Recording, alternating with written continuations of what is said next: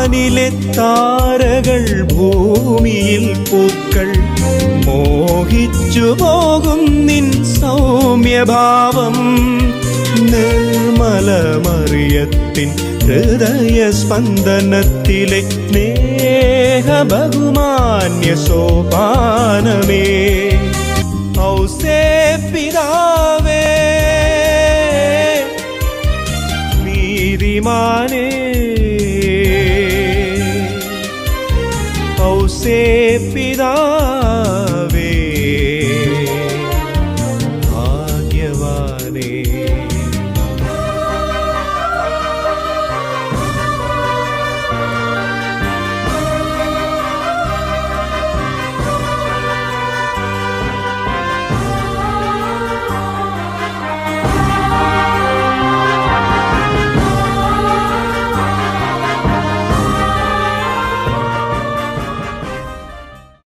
ആറാം മാസം ഗബ്രിയേൽ ദൂതൻ ഗലീലയിൽ നസ്രത്ത് എന്ന പട്ടണത്തിൽ ദാവീദിന്റെ വംശത്തിൽപ്പെട്ട ജോസഫ് എന്നു പേരായ പുരുഷനുമായി വിവാഹനിശ്ചയം ചെയ്തിരുന്ന കന്യകയുടെ അടുത്തേക്ക് ദൈവത്താൽ അയക്കപ്പെട്ടു.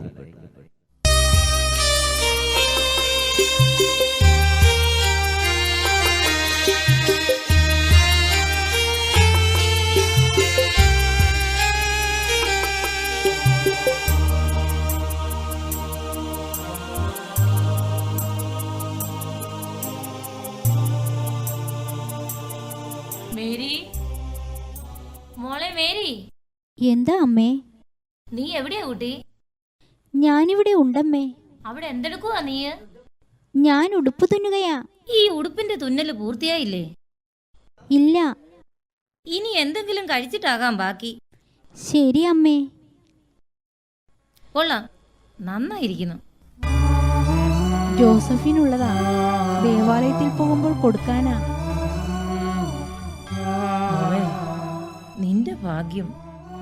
ദാവീദിന്റെ വംശത്തിൽ ജനിച്ച നീതിമാനായ ജോസഫിനെ തന്നെ ജീവിത പങ്കാളിയായി നിനക്ക് ലഭിച്ചല്ലോ.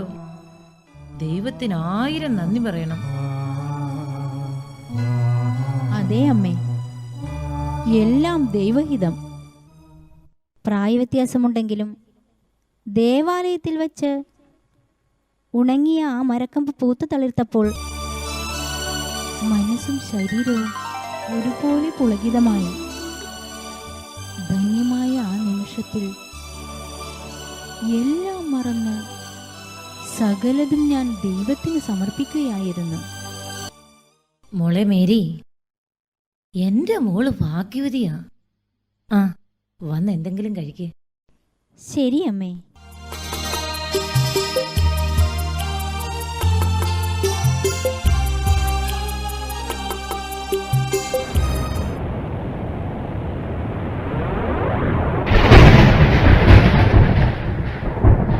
ദൈവകൃപ നിറഞ്ഞവളെ സ്വസ്തി. കർത്താവ് നിന്നോട് കൂടെ. സ്ത്രീകളിൽ നീ അനുഗ്രഹീതയാകുന്നു. അങ്ങ് ആരാണ്? സ്വർഗത്തിൽ നിന്ന് ദൂതുമായി ഇറങ്ങി വന്ന ഗബ്രിയേലാണ് ഞാൻ. നീ ഗർഭം ധരിച്ച് ഒരു പുത്രനെ പ്രസവിക്കും. അവന് യേശു എന്ന് നാമകരണം ചെയ്യണം. അവന്റെ രാജ്യത്തിന് അവസാനമുണ്ടാകുകയില്ല. ഇതെങ്ങനെ സംഭവിക്കും? ഞാൻ പുരുഷനെ അറിയുന്നില്ലല്ലോ. പരിശുദ്ധാത്മാവ് നിന്റെ മേൽ വരും. അത്യുന്നതന്റെ ശക്തി നിന്റെ മേൽ നിഴലിക്കും. ആകയാൽ ജനിക്കാൻ പോകുന്ന ശിശു പരിശുദ്ധനാണ്. അവൻ ദൈവപുത്രൻ എന്ന് വിളിക്കപ്പെടും. ഇതാ നിന്റെ ചാർച്ചക്കാരി വൃദ്ധയും വന്ധ്യയുമായി എലീശ ഗർഭം ധരിച്ചിരിക്കുന്നു. അവൾ പ്രസവിക്കുന്ന പുത്രൻ കർത്താവിന്റെ വരവിനായി വഴിയൊരുക്കും. ഞാൻ ഇതാ കർത്താവിന്റെ ദാസി. നിന്റെ വചനം എന്നിൽ നിറവേറട്ടെ.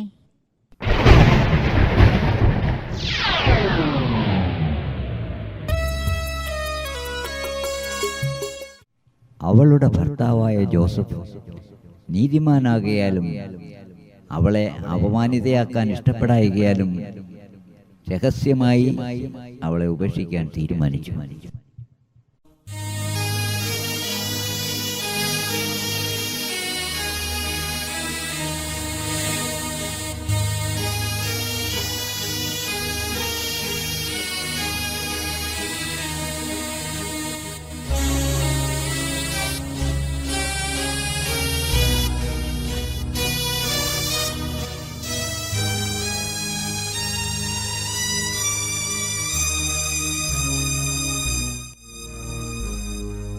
എന്താ ജോസഫേ, ഇതുവരെ ഉറങ്ങിയില്ലേ?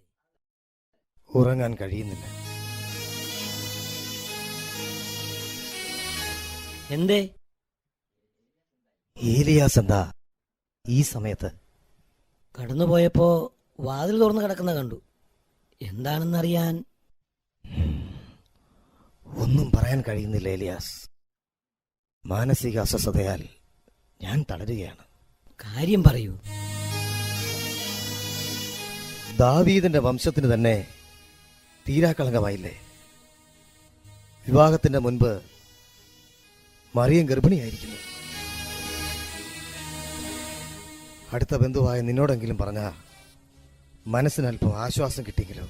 ഭർത്താവില്ലാതെ ഗർഭിണിയായ മറിയം ആചാരമര്യാദ പ്രകാരം കല്ലെറിഞ്ഞു കൊല്ലപ്പെടേണ്ടവളല്ലേ?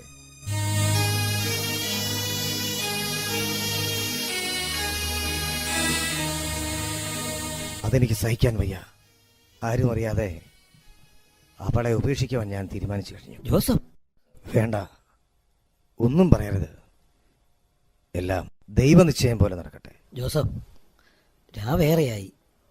മനസ്സ് ശാന്തമാക്കി ഉറങ്ങാൻ നോക്ക്. ഞാൻ ഇറങ്ങട്ടെ.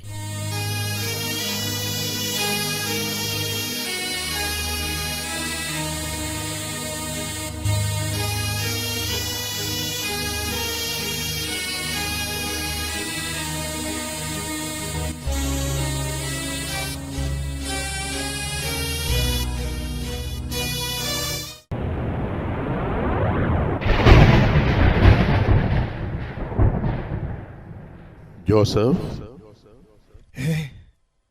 ആരാണത്? ദൈവസന്നിധിയിൽ നിന്ന് വന്ന ദൈവദൂതനാണ് ഞാൻ.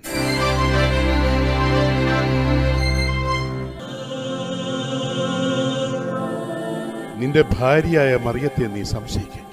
അവൾ ഇന്നും കന്യക തന്നെ. അവൾ ഗർഭം ധരിച്ചത് പരിശുദ്ധാത്മാവിന്റെ ശക്തിയിലാണ്. അവൾ പ്രസവിക്കുന്ന പുത്രന് ഈശോ എന്ന് നാമകരണം ചെയ്യണം. നീ ധൈര്യമായി മറിയത്തെ സ്വീകരിക്കുക. എല്ലാം ദൈവഹിതം പോലെ. കർത്താവേ, അങ്ങേ ദാസൻ.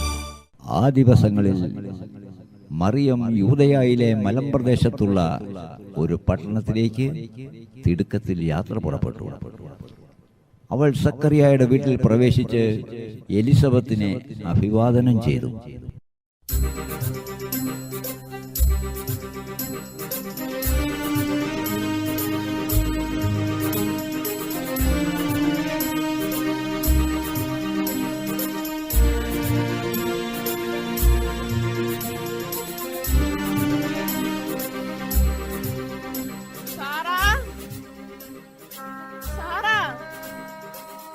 അമ്മ എന്താ വിളിച്ചത്?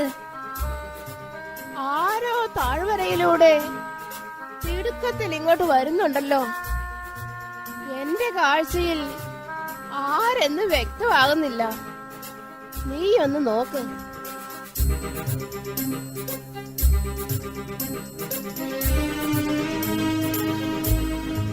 അമ്മേ, അത് പാലസ്തീനായിലെ അന്നാവുമ്മയുടെ മകൾ മറിയമാണല്ലോ.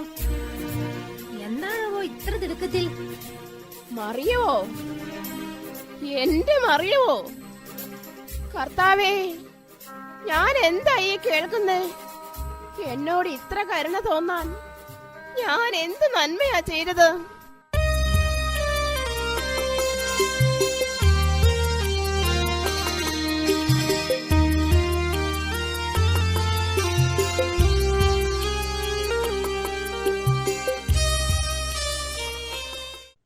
എൻ്റെ ചർച്ചക്കാരി ഏലിശാമയ്ക്ക് കർത്താവിൻ്റെ കൃപയിൽ സ്നേഹവന്ദനം.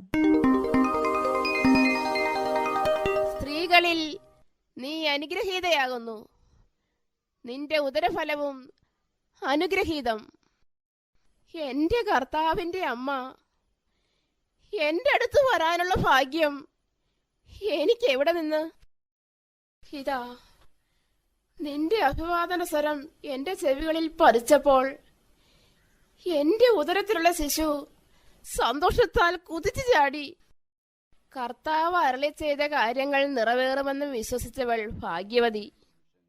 പരിശുദ്ധാത്മാവിന്റെ കൃപ നിറഞ്ഞു നിൽക്കുന്ന ഈ ധന്യ നിമിഷങ്ങളിൽ അമ്മേ, 3 മാസത്തോളം ഞാൻ അമ്മയോടൊപ്പം ഉണ്ടാകും, അമ്മയെ ശുശ്രൂഷിച്ചുകൊണ്ട്. അക്കാലത്ത് ലോകമാസകലമുള്ള ജനങ്ങളുടെ പേര് എഴുതി ചേർക്കപ്പെടണമെന്ന് അഗസ്റ്റ്യസ് സീസറിൽ നിന്നുള്ള കൽപ്പന. പേരെഴുതിക്കാനായി ഓരോരുത്തരും തങ്ങളുടെ നഗരത്തിലേക്ക് പുറപ്പെട്ടു. ജോസഫ് ദാവീദിന്റെ വംശത്തിലും കുടുംബത്തിലും പെട്ടവനായിരുന്നതിനാൽ പേരെഴുതിക്കുന്നതിനായി ഗലീലിയയിലെ പട്ടണമായ നസ്രത്തിൽ നിന്ന് ദാവീദിന്റെ പട്ടണമായ ബേത്ലഹേമിലേക്ക് പോയി.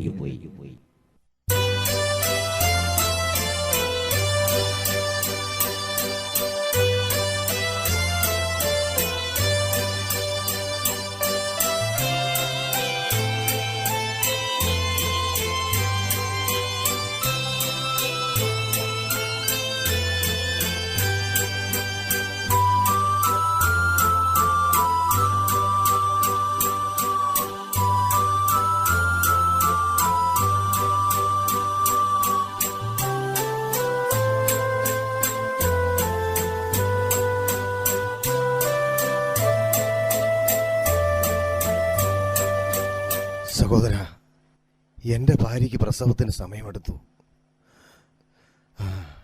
ഞങ്ങൾ വളരെ ദൂരം സഞ്ചരിച്ചു വരികയുമാണ്.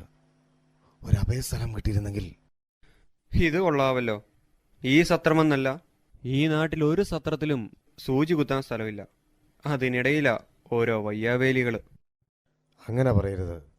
ഏത് പ്രതിസന്ധിയിലും രാജ്യത്തെ നിയമം അനുസരിക്കുന്നത് ഒരു പൗരന് ദൈവിക നീതി തന്നെയാണ്. ഒന്നും പറയണ്ട, ഇവിടെ സ്ഥലമില്ല. വേറെ പണി നോക്ക്. ദൈവം രക്ഷിക്കട്ടെ.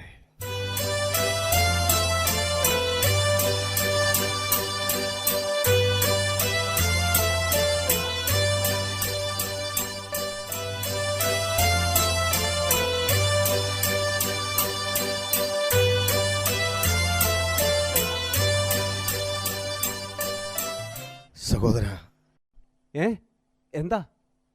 എന്ത് വേണം? ഞങ്ങള് ഗലീലിയിലെ നസ്രത്തിൽ നിന്നും പേരെഴുതിക്കാൻ വന്നതാണ്. നേരമാണെങ്കിൽ വളരെ വൈകി. തലചായ്ക്കാനായിട്ടൊരിടം കിട്ടിയിരുന്നെങ്കിൽ വളരെ ഉപകാരമായിരുന്നു. സുഹൃത്തെ, ഈ പട്ടണത്തിൽ ഒരു സ്ഥലവും ഇനി ബാക്കിയില്ല. പിന്നെ ഒന്നും തോന്നരുത്. ഈ സ്ത്രീക്ക് ബുദ്ധിമുട്ടുള്ള സ്ഥിതിക്ക് ഒറ്റ മാർഗമേ ഉള്ളൂ. അതെന്താണെങ്കിലും പറയൂ. ഞങ്ങൾ ഏറെ സ്ഥലങ്ങൾ കയറി ഇറങ്ങിയതാണ്. ബേത്ലഹേമിലെ താഴ്വരയിൽ കന്നുകാലികളെ പാർപ്പിക്കുന്ന ഒരു ഗുഹയുണ്ട്. തൽക്കാലം അവിടെയെങ്ങാനും. നന്ദി സഹോദര. ദൈവം നിങ്ങളെ അനുഗ്രഹിക്കട്ടെ.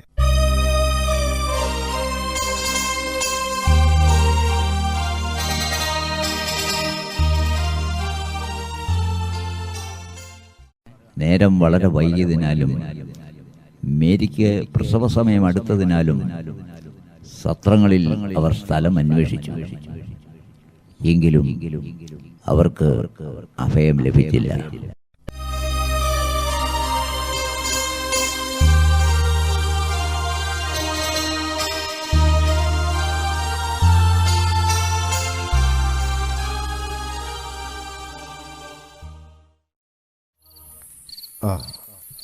പതുക്കെ.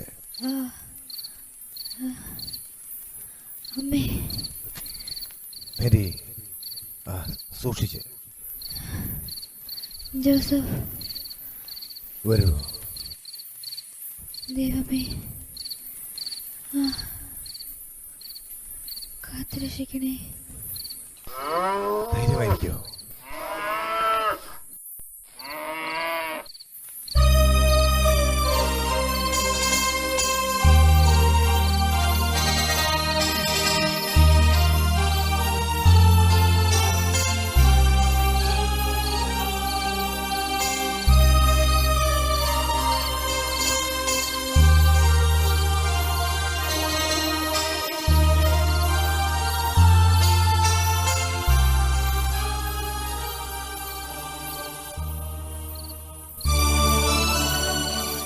അബ്രാഹത്തിന്റെ ഇസാക്കിന്റെ യാക്കോബിന്റെ ദൈവമേ, ഇസ്രായേലിന്റെ വിമോചനം പരിശുദ്ധമായ ദൈവമേ, അങ്ങയുടെ വാഗ്ദാന പ്രകാരം അങ്ങയുടെ പദ്ധതി പ്രകാരം അവിടെ തിരഞ്ഞെടുത്തിരിക്കുന്ന ദാസനെ എന്ന് പറയുന്നു. അങ്ങയുടെ ശക്തമായ വിജയത്താൽ അവിടുന്ന് സംരക്ഷിക്കണമേ. ഇസ്രായേലിന്റെ നന്മ. ഹല്ലേലൂയ. ദൈവമേ മഹത്വം, അങ്ങേക്ക് ആരാധന.